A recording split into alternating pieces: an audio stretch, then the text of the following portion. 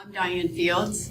Camille and I are here today to talk about chaplets, and we're hoping that at the end of the presentation you'll say to yourself, I really need to find out more about those chaplets. So I'll explain what is a chaplet. A chaplet is, some people say, is just a short version of the rosary, or it's a string with beads on it. But I say a chaplet is a specific prayer form that's either focused on Mary, Jesus, or a saint. Chaplet has its own specific number of beads, our prayers, and it helps us to focus on a special intention or an event. And I think one of my favorite is the Peace Rosary. Peace Rosary is 7 sets of 3 beads. So today we're going to just talk about 2 of the chaplets, the Divine Mercy Chaplet and Our Lady of Untitled Knots. So, Camille?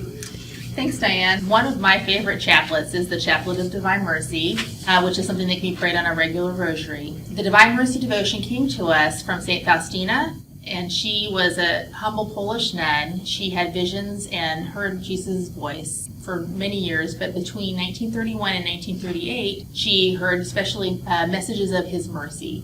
And he shared with her that he really wanted the world to understand the infinite mercy of God and that mercy was available to us right now. He also asked her to have painted the image she saw of him, and on the bottom to put the words, Jesus, I trust in you. And then in 1935, he gave her the prayers of the chaplet, in which he wanted her to pray and also to share with the world. And he asked that a feast of mercy be established in the church to help bring the faithful to understand God's immense mercy for us. So this devotion began to spread through Poland, and in 1940 it came to the awareness of a seminarian who was secretly studying for the priesthood because the Nazis had taken over Poland. And that seminarian was Karol Wojtyła, who we know as St. John Paul II. Mm-hmm. So he has been called an apostle of mercy, and he saw as his special mission spreading the understanding of God's mercy to the world. And he did that throughout his pontificate. In 2000, on the Sunday after Easter, he declared that to be the Feast of Mercy for the Church, and that was also the day that St. Faustina was canonized. I love this chaplet. I especially like to pray it during Lent because you really focus on Jesus and his sufferings, but also his mercy for us. Every year I like to pray the Divine Mercy Novena, which starts on Good Friday, and ideally you pray it at 3 o'clock, which is the hour of mercy, since it's the hour that Jesus died for us. And each day you bring a different group of souls to God using prayers from St. Faustina's diary. As I pray those, for those different groups, I like to take people I know and pray on each bead. For example, on the day you pray for priests, I like to go through each of the priests who has impacted me throughout my life. So another time I really like to pray the chaplet is in November, when we really focus on those who've gone before us and the souls in purgatory. And again, praying for individual people in each bead is one of the ways I like to pray that. Also, Jesus told St. Faustina that there were special graces given to the dying when this chaplet was prayed for them in their presence, or even if you can't be with them. So that's a wonderful way to pray it. The prayer, or the little phrase that's on the bottom, Jesus, I trust in you, is something that I like to use as a little prayer throughout my day, and especially in times when it's harder to trust or when you're having a special difficulty and you really want to trust in God's will for you. So that's a wonderful part of that chaplet. The image is lovely, and you can print off an image and keep it in your home, kind of like Diane has, or we have a little triptych that we like to look at. And there's a beautiful large image of a Divine Mercy here at Nativity. It's in the chapel that's next to the sacristy. So that's a wonderful thing to visit and pray with.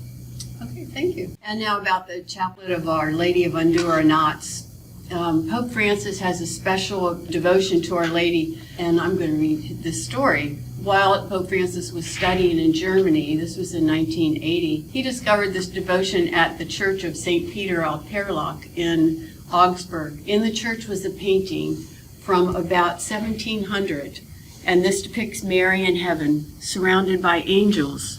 She stands on the crescent moon, crushing the head of a serpent, Satan. She holds a long ribbon and is untying a large knot, just one of several on the ribbon. The painting of Mary was inspired by St. Irenaeus, based on a comparison between Eve and Mary.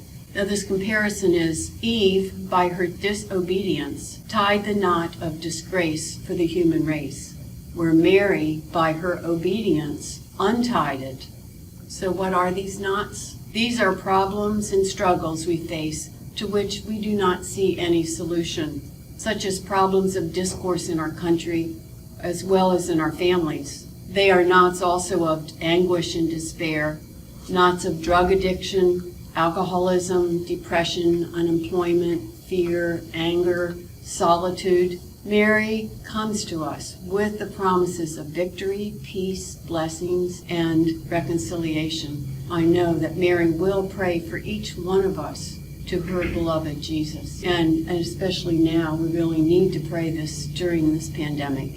I call this chaplet of Endure Knots my 4-minute power prayer. This chaplet has 3 sets of 3 beads. It's 9 prayers total, 3 Our Fathers, 3 Hail Marys, and 3 Glory Bees. And I often pray this after I pray my traditional rosary, and especially when I hear of someone that's facing a difficulty. So that's the prayer of Endure Knots. Thanks so much for sharing that with us, Diane. And there are so many different chaplets that can be found online if there's a special saint or a devotion or a feast that someone really would like to learn more about.